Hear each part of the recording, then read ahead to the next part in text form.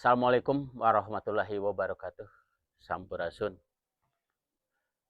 Wargi Pasek, mari kita bersyukur kehadirat Allah Subhanahu wa taala bahwa sampai saat ini dan seterusnya kita selalu diberi kenikmatan di dalam kehidupan ini.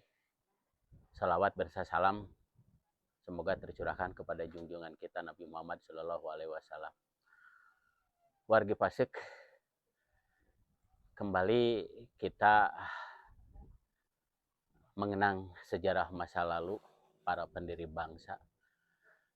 Di antaranya ada pahlawan yang sengaja dilupakan atau memang dilupakan sama sekali, yaitu Tan Malaka. Beliau juga sebagai anggota Partai Komunis Indonesia yang kemudian entah apa yang menjadi perbedaan paham di antara mereka sehingga Tan Malaka keluar dari Partai Komunis dan mendirikan partai sendiri yang dinamakan Partai Murba atau Musyawarah Partai Murba, Partai Musyawarah Rakyat Banyak, yang kemudian ada perbedaan paham dengan Soekarno, maka oleh rejim Soekarno Partai Murba juga dibubarkan.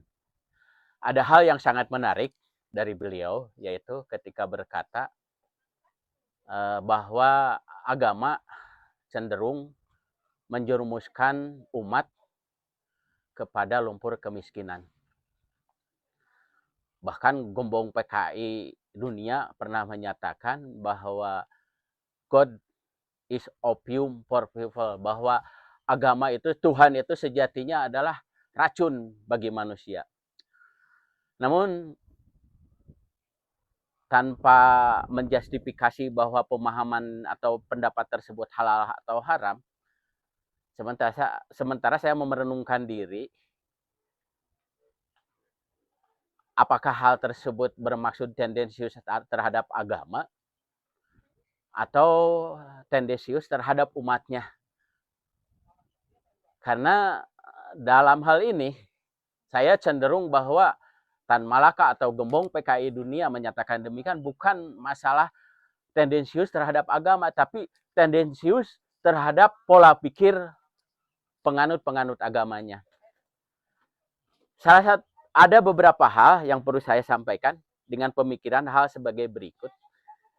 Bahwa agama dunia itu menurut ahli-ahli agama, bahwa dunia itu merupakan neraka bagi umat muslim dan merupakan surga bagi orang-orang kafir. Nah, ini perlu digarisbawahi. Pola pemahaman ini yang cenderung bukan memotivasi umat untuk maju, tapi menjerembabkan umat ke dalam lumpur kemiskinan. Faktanya begitu. Karena sebetulnya sejatinya agama itu tidak menginginkan hal demikian. Selanjutnya ada hal yang lain juga, bahwa pemikiran yang sudah terpatri permanen di kalangan umat yang tanpa tedeng aling-aling, mereka mengatakan bahwa dunia ini hanya sementara, sedangkan akhirat itu selamanya. Ini pola pikir sesat. Seolah-olah dunia dengan akhirat itu salah satu dikotomis yang terpisahkan. Satu alam yang terpisahkan. Padahal sebetulnya apa yang kita tuai di akhirat nanti, apa yang kita semai di dunia ini. Jadi salah satunya, satu bukti bahwa dunia dengan akhirat itu tidak bisa dipisahkan. Bahwa di dunia kita tetap tempat untuk menanam amal, dan di akhirat kita nanti mendapatkan pahala dari amal kita.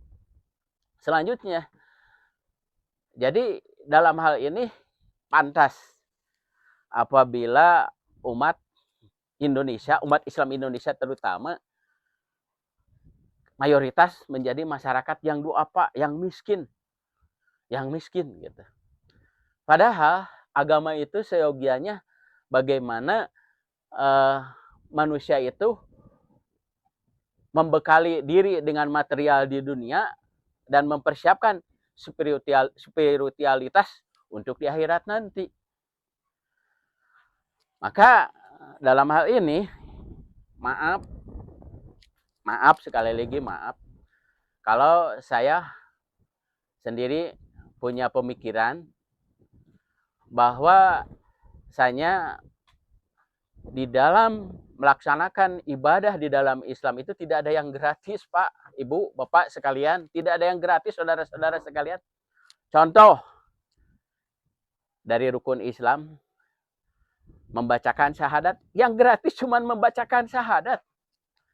Yang lain-lainnya, sholat, meskipun materinya tidak besar, membutuhkan materi untuk menutup aurat. Tidak ada yang gratis. Pakaian untuk menutup aurat dengan sederhana, apalagi kalau menutup aurat secara maksimal. Kedua, zakat. Dan yang lain-lainnya sedekah jariah. Dan yang terutama adalah zakat. Minimal per orang harus mengeluarkan 2,5 kilogram untuk kesempurnaan ibadah. Tidak kurang, harganya kurang lebih ya hampir 50.000. Kemudian puasa. Puasa memang pada hakikatnya tidak mengeluarkan biaya, hanya spiritual biasa. Tapi apa yang terjadi di masyarakat merupakan sebuah fakta. Bagaimana harus tajil dengan makanan yang diada-adakan, bagaimana dengan sahur dengan makanan yang diada-adakan, bahkan ketika berpuasa kita diharuskan bersedekah, berinfak sebagai keutamaan penunjang puasa. Selanjutnya, yang tidak kalah membutuhkan materi ketika rukun Islam yang kelima, pergi haji. Coba dapat dibayangkan oleh kita semua, pergi haji yang reguler saja membutuhkan tidak kurang daripada 50 sampai 60 juta yang reguler. Apalagi kalau haji puroda, haji istimewa, haji dispensasi, haji yang tanpa antri, tidak kurang membutuhkan uang 500 juta rupiah. Maka benar kata Sayyidina Ali radhiyallahu anhu bahwa beliau pernah mengatakan, ikmal lidunya ka anak kata isu abadan, wa mal li akhiratika ka anak kata mutubodan. Jadi raihlah duniamu seakan mati, seakan hidup sepanjang usia, dan raihlah akhiratmu seakan kamu mati besok. Ini sebetulnya adalah faktor keseimbangan di dalam beragama. Ketika kita di dunia hidup panjang membutuhkan bekal material yang begitu banyak. Dan begitu kita kembali ke akhirat membutuhkan bekal spiritualitas yang begitu banyak. Artinya seimbang. Bagaimana kehidupan dunia dengan kehidupan agama itu diseimbangkan. Demikian saudara-saudaraku. Jadi pada kesimpulannya, ada benarnya pendapat dari Tan Malaka yang menyatakan bahwa agama itu cenderung menjerumuskan manusia ke lumpur kemiskinan. Maksudnya bukan tendensius agama, tapi justru mengingatkan kita semua terhadap pemahaman kita yang salah. Demikian, terima kasih, mohon maaf adanya. Assalamualaikum warahmatullahi wabarakatuh. Sampurasun.